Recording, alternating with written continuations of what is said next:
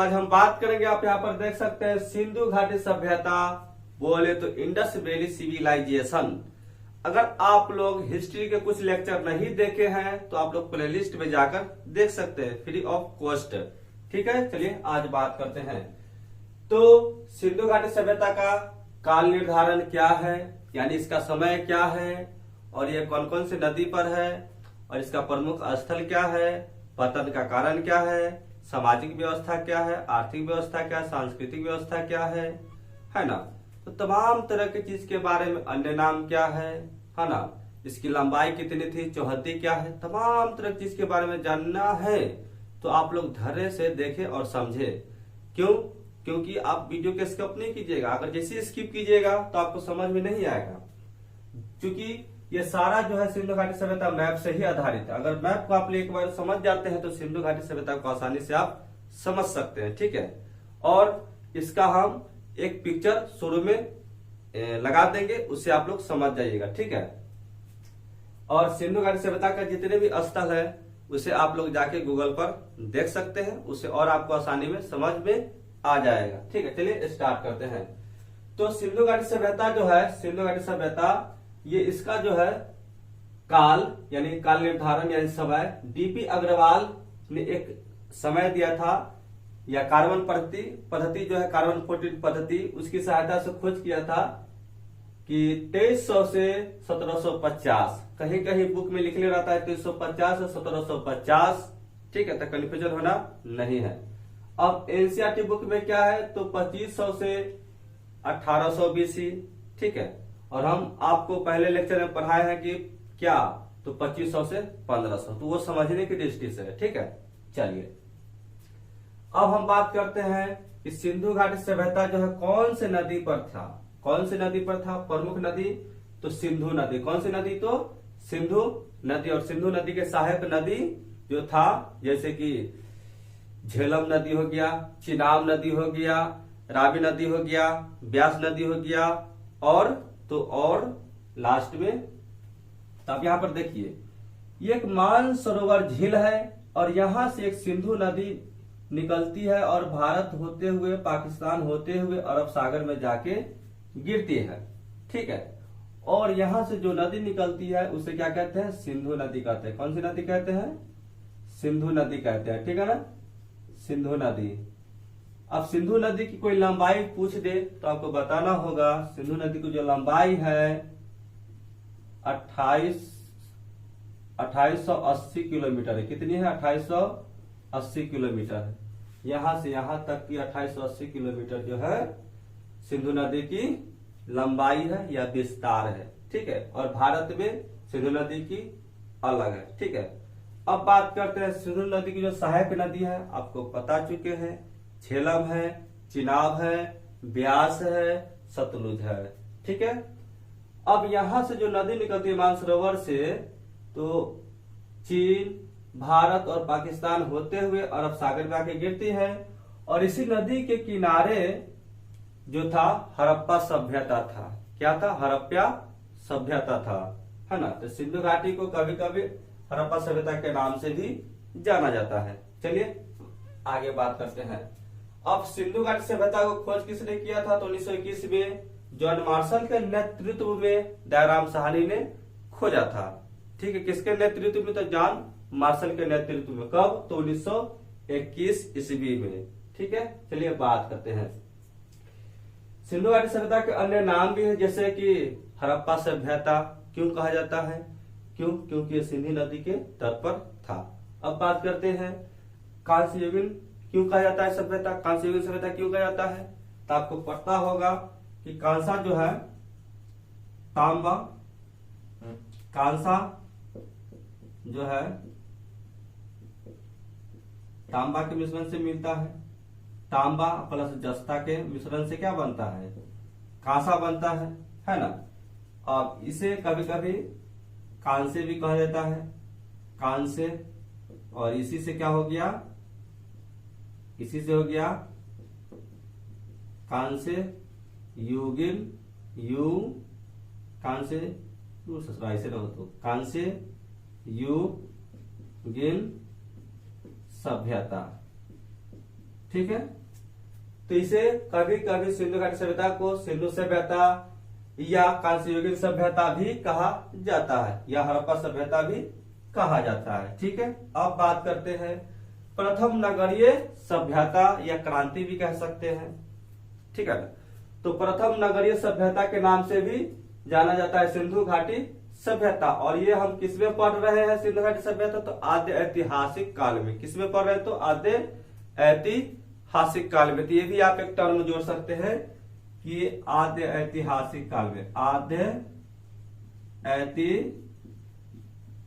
ऐतिहासिक सभ्यता भी कह सकते हैं इसे।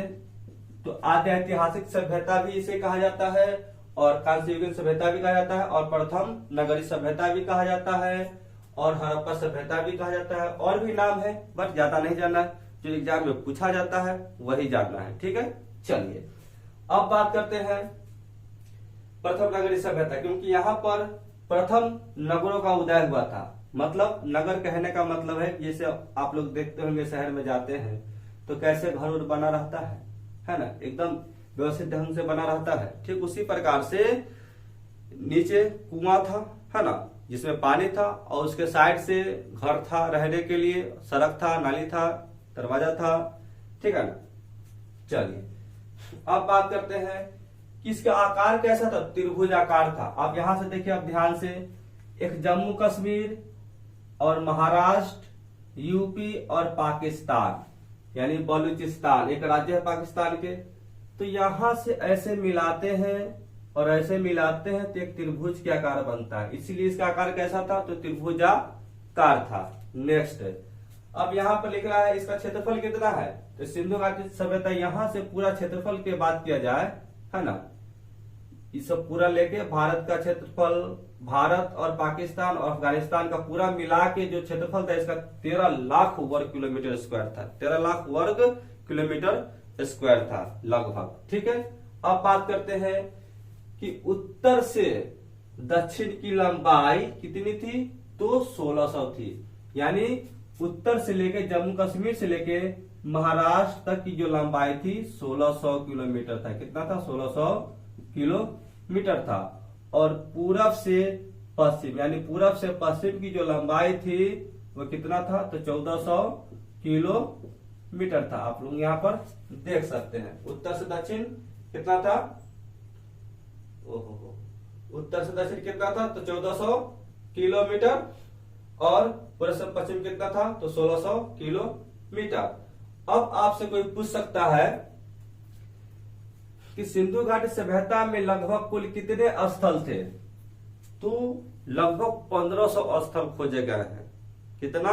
तो लगभग 1500 स्थल खोजे गए हैं, जिसमें से 2 जो है अफगानिस्तान में। कहां पे? तो 2 जो है अफगानिस्तान में है, और 500 जो है पाकिस्तान में स्थल खोजे गए हैं, और 9 से जो है स्थल भारत में खोजे गए हैं। भारत के कुछ राज्यों में खोजे गए हैं। ठीक है। चलिए नेक्स्ट आज आगे बात करते हैं नगर नियोजन। ये तो नगर नियोजन था, इसलिए इसे ग्रिड पद्धति के नाम से जाना जाता है। ठीक है।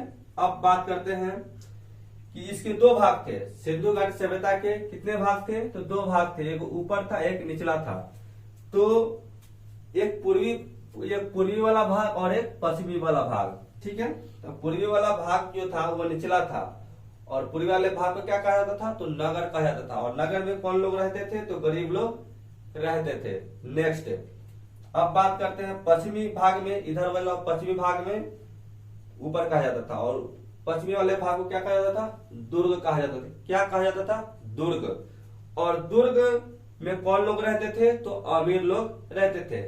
और सिंधु घाटी सभ्यता का जो अथी बना हुआ था, ठीक है ना, सिंधु घाटी सभ्यता का जो अथी बना हुआ था, सिंधु घाटी सभ्यता संपूर्ण पर एक दूसरे को काटता था, है ना। अब बात करते हैं कि इसके ईंट जो था, आप देखिएगा सिंधु घाटी सभ्यता के जो ईंट था एक कच्ची था और एक पक्की था, और एक दूसरे को क्या करता था? समकोण पर काटता था, है ना। अब बात करते हैं ईंट का जो अनुपात था 4:2:1 था, यानी 4:2:1 था। ये भी कभी कभी एग्जाम में पूछ देता है। ठीक है, अब बात करते हैं इसकी सड़क कैसी थी। ठीक है ना, तो सड़कें जो थी, एक मुख्य सड़क थी, ठीक है ना, एक मुख्य सड़क थी, ऐसे मुख्य सड़क थी। ठीक है, और साइड साइड में जो रहने के लिए व्यवस्था था व्यक्तियों के, वो गली वाले सड़कें, जैसे हम लोग के यहाँ पर भी देखते होंगे। एक मुख्य सड़क हो गया नरुआ से लेके पातेपुर, और इधर उधर जो निकला हुआ है गली वाला रोड, वैसा ही था। ठीक है, अब बात करते हैं जो कि एक दूसरे को क्या करता था, समकोण पर काटता था। एक दूसरे को क्या करता था, समकोण पर, यानी 90 डिग्री कोण पर एक दूसरे को काटता था रोड। ठीक है, अब दरवाजे जो था सिंधु घाटी सभ्यता के, वो अंदर की ओर खुलता था, बाहर से नहीं, बाहर की ओर नहीं आता था, अंदर की ओर खुलता था गेट। अब क्या व्यवस्था था, अब वही लोग जाने। हाँ, अब कुआं जो था पानी पीने वाला, तो कुआं भी था सिंधु घाटी सभ्यता में। एक मतलब कुआं कहीं कहीं खोदा हुआ था और उसमें पानी था, तो वही लोग पीते थे। ठीक है, शौचालय की व्यवस्था था, मतलब ये जो मॉडर्न शौचालय वो वाला नहीं। ठीक है ना ससुरा। अब नाली की भी व्यवस्था था, जो पानी उनी जो वेस्ट मटेरियल था उसको बहाने के लिए नाली की भी व्यवस्था था सिंधु घाटी सभ्यता में। ठीक है, हम बात करते हैं सामूहिक भवन भी था, जैसे स्नानागार था, मतलब स्नान करने के लिए। ठीक है ना, बनाया हुआ था स्नानागार, स्नान करने के लिए। अन्नागार था अन्न भंडार, मतलब अन्न रखने के लिए एक अन्नागार भी बनाया गया था, सामूहिक। ठीक है, और एक सभागार था जहां पे लोग बैठते थे, बातचीत करते थे, सभागार थे। ठीक है, चलिए अब जो है बात करते हैं कि कौन से स्थल कहां से खोजे गए हैं। चलिए, पहले तो आपको चौहद्दी के बारे में पता चल गया कि नॉर्थ में जो है जम्मू कश्मीर में एक स्थल है मांदा। कौन सी नदी पे है, तो चिनाब नदी पे। कौन सी नदी पे है, तो चिनाब नदी। यहाँ पे चिनाब नदी है। ठीक है ना, यहाँ पे चिनाब नदी है, सिंधु नदी के जस्ट नीचे क्या है, चिनाब नदी है। ठीक है, चलिए अब इधर बलूचिस्तान में आइए, सुतका गेंडोर पाकिस्तान में, इधर आइए। बलूचिस्तान पाकिस्तान में एक राज्य है, क्या है, तो बलूचिस्तान। और ये कौन सी नदी पे मिला है सुतका गेंडोर, तो दासक नदी पे मिला है। ठीक है, नेक्स्ट है, अब बात करते हैं नॉर्थ में दाइमाबाद। ये दाइमाबाद कहाँ पे है, तो महाराष्ट्र में। कहाँ पे, तो महाराष्ट्र में दाइमाबाद एक स्थल है, महाराष्ट्र में सिंधु घाटी के। और ये कौन सी नदी पे है, तो गोदावरी नदी पर है। कौन से है, तो गोदावरी नदी पे है। नेक्स्ट है, अब बात करते हैं आलमगीरपुर। ये यूपी में हिंडन नदी पर, यहाँ पे यूपी है तो यहीं पर हिंडन नदी में आलमगीरपुर है। क्या है, आलमगीरपुर नदी पे है, यानी हिंडन नदी पर है। ठीक है, चलिए अब बात करते हैं कि अफगानिस्तान से, पाकिस्तान से और भारत के प्रमुख राज्यों से कौन कौन से स्थल खोजे गए इसके बारे में। ठीक है, चलिए अफगानिस्तान से सुरतुगोई, मुंडिकॉक, यहां से 2 स्थल खोजे गए हैं। पाकिस्तान से कुछ प्रमुख ले लेते हैं, क्योंकि 500 कौन याद करेगा। अब भारत में जो 900 स्थल खोजे गए कौन याद रखेगा, ससुरा पगला जाएगा, है ना। तो बस उतने याद करेंगे जो एग्जाम में पूछे जाते हैं। ठीक है, चलिए पाकिस्तान से पंजाब प्रांत, पहले तो एक था, लेकिन अब देश जब आजाद हुआ तो अलग अलग हो गया, है ना। सब ये अफगानिस्तान पाकिस्तान सब भारत का हिस्सा था, लेकिन कुछ समय बाद ये क्या हो गया, दोनों देश बन गया। ठीक है, और इधर से बांग्लादेश बन गया, पड़ोसी देश भारत के। तो पंजाब से हड़प्पा स्थल मिला था, ये कौन सी नदी पे है, तो चिनाब नदी पे। यहाँ पंजाब है, पंजाब में कुछ भाग जो है पाकिस्तान में भी है। ठीक है ना, और यह सिंध प्रांत के नाम से जाना जाता है। और यहीं पर एक हड़प्पा स्थल खोजा गया है, कौन सी नदी पे, तो चिनाब नदी पे। अब सिंध प्रांत में जैसे मोहनजोदड़ो है, ठीक है ना, तो मोहनजोदड़ो जो है पाकिस्तान में है।